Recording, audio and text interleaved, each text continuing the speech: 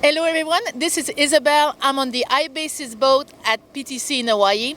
I'm with a very good friend of mine, Patrick George, who is co-founder of Tofane and one of the senior executives at iBASIS. Patrick, well, bienvenue à mon Hotshot.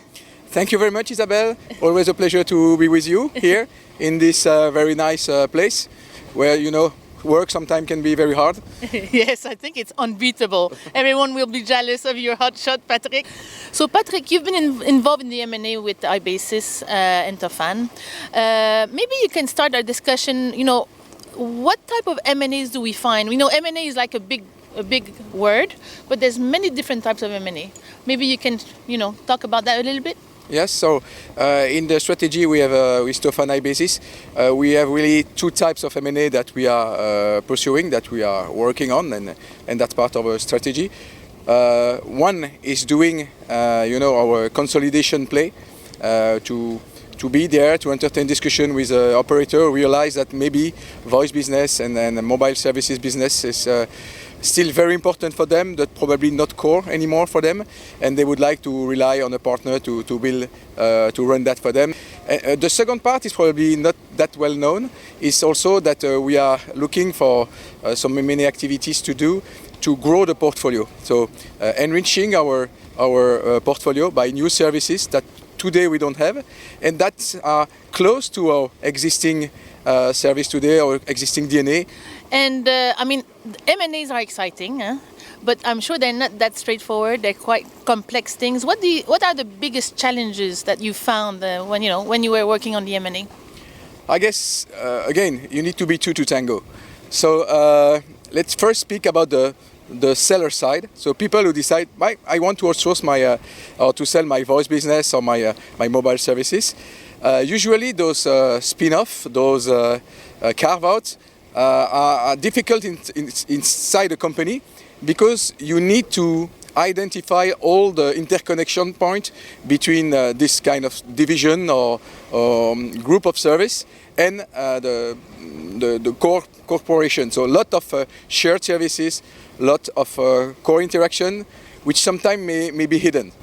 Then from our side is how this M&A will suit our strategy, how it will reinforce what we want to do, and then how can we it help us to be better. It can be sometimes volume, it can be sometimes some regional activity, sometimes adding some part of the portfolio.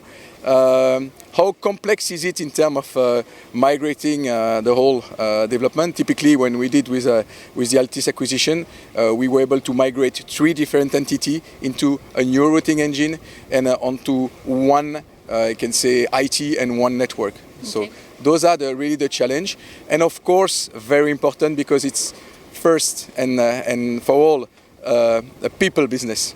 So how can you make sure that the cultural diversity that you have in different company coming from different country, which is a big asset, it's how you can make sure that you transform those kind of difference into a strong asset.